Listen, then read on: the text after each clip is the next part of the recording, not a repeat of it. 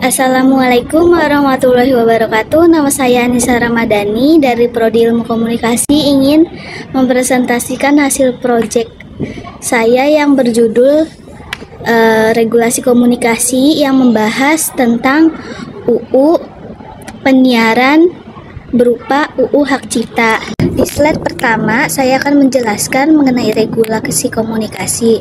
Regulasi komunikasi adalah kumpulan aturan dan undang-undang yang mengatur bagaimana komunikasi dilakukan dan dikelola dalam suatu negara.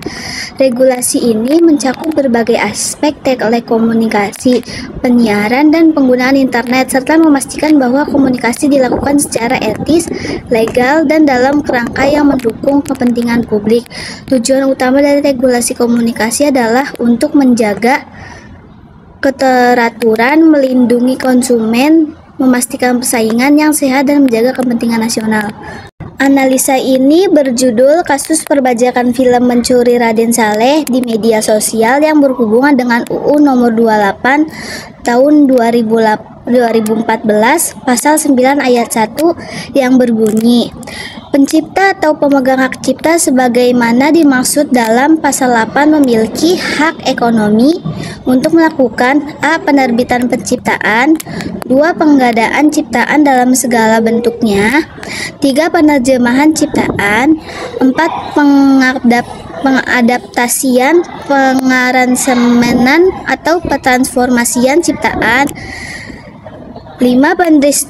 pendistribusian ciptaan atau salinannya, 6. pertunjukan ciptaan, 7. pengumuman ciptaan, 8. komunikasi ciptaan, dan yang terakhir penyewaan ciptaan.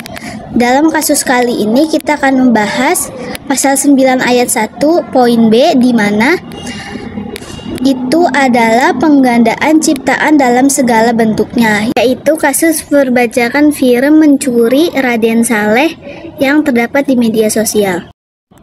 Di slide selanjutnya, saya akan membahas mengenai latar belakang kasus film ini. Film Mencuri Raden Saleh diduga telah dibajak dengan cara merekam secara utuh langsung dari layar bioskop. Setidaknya ada 7 situs yang telah menayangkan film tersebut yang dibajak dan disebarkan lagi ke situs-situs lain di internet, dan menyediakan rekaman film Mencuri Raden Saleh secara utuh yang diputar di bioskop full satu film. Mereka merekod langsung dari bioskop. Salah satu situs penyedia film terkenal yang dilaporkan adalah Visinema Pictures adalah Rebahin. Kuasa hukum Visinema Pictures telah melakukan dugaan pembajakan film tersebut ke Polda Metro Jaya tanggal 21 September 2022. Karena maraknya pembajakan film, banyak bocoran rekaman atau spoiler film yang diposting di media sosial. Yang kedua, saya akan membahas mengenai latar belakang masalah film ini. Internet pun dapat berperan penting menjadi pedang bermata dua. Satu, hal ini karena selain memberikan kontribusi bagi kemajuan dan peningkatan kesejahteraan peradaban manusia, internet juga akan menjadi sarana efektif terciptanya suatu perbuatan melawan hukum. Akan tetapi, fenomena yang terjadi suatu permasalahan sampai saat ini belum terselesaikan, pelanggaran hak cipta kayak sinematografi di media sosial.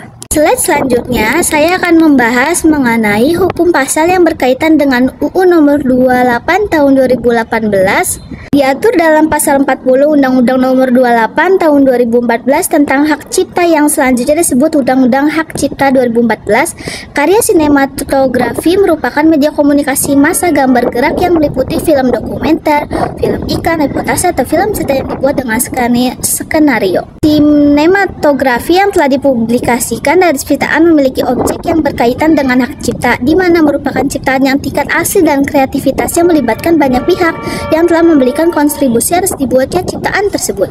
Slide selanjutnya, saya akan membahas mengenai hukum perbajakan, di mana terdapat pada pasal 113 ayat 3, setiap orang yang dengan sengaja dan tanpa hak melakukan perbuatan perbajakan film dalam pasal 9 ayat 1 huruf B, yaitu penggadaan film di media sosial, akan dipidana dengan pidana penjara paling lama 10 tahun atau pidana denda paling banyak 4 miliar rupiah.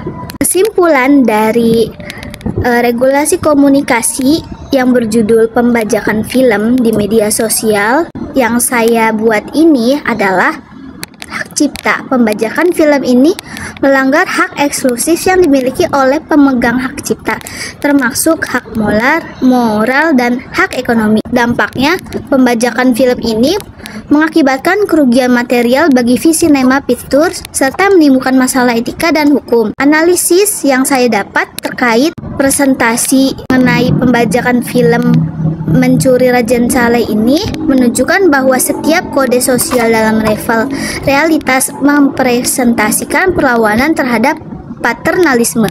Sekian presentasi saya mengenai analisa kasus perbajakan film Mencuri Raden Saleh di media sosial yang berhubungan dengan Undang-Undang Nomor 28 Tahun 2014 tentang regulasi komunikasi. Kurang lebihnya mohon maaf. Wassalamualaikum warahmatullahi wabarakatuh.